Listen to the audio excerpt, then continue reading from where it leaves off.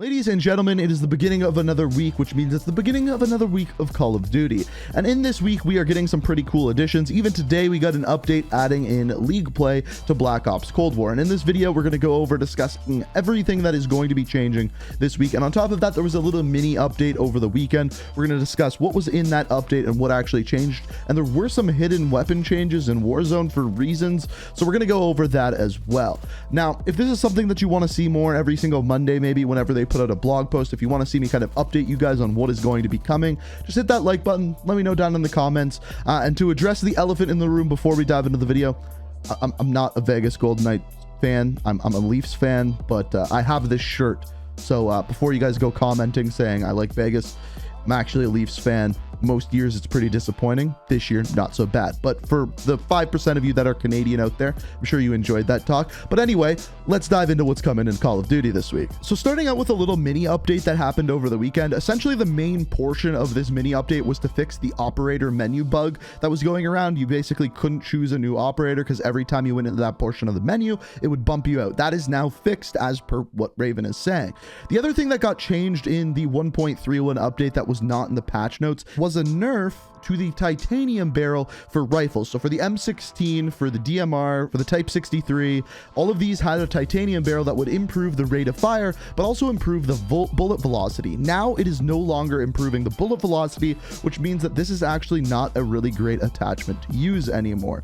This also really nerfs the rifles as a whole for the Cold War weapons, because this was one of the attachments that actually made these viable. So it's going to be interesting to see if some of those actually get a buff now or what happens with this, but just know that if you're using the titanium barrel, it's not the meta anymore.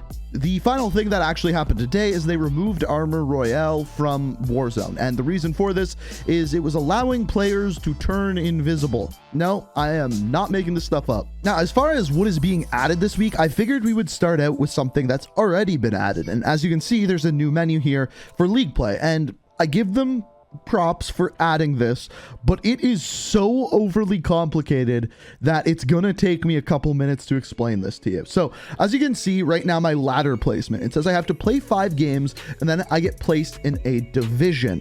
So the division is really the only part of League play that's an actual elo system.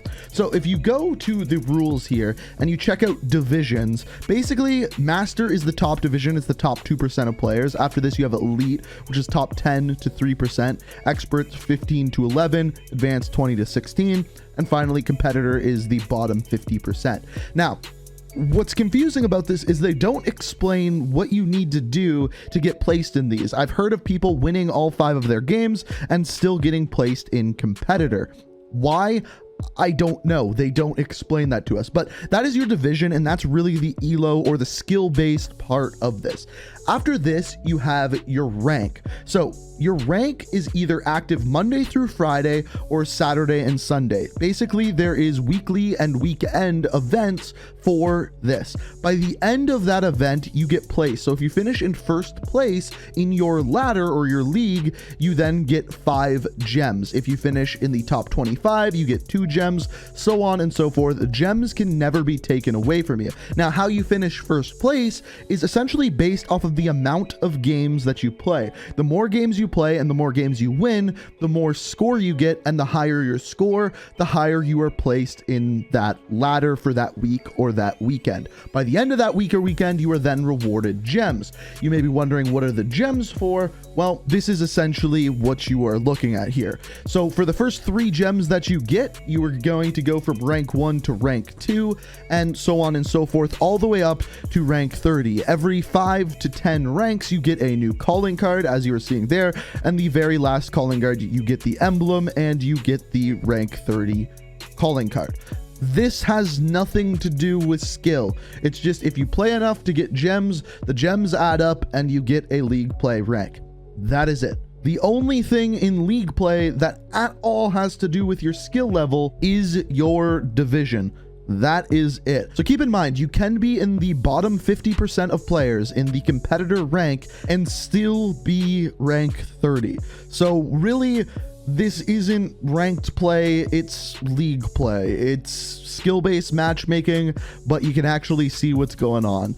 I don't like this system, but I'm gonna save that for a separate video. We're gonna be positive this video, but as you can tell, I really hate this system. So that is already there this week. Let's move on to the things that'll be coming throughout the week. So first of all, as you guys probably know, it's Valentine's Day this weekend.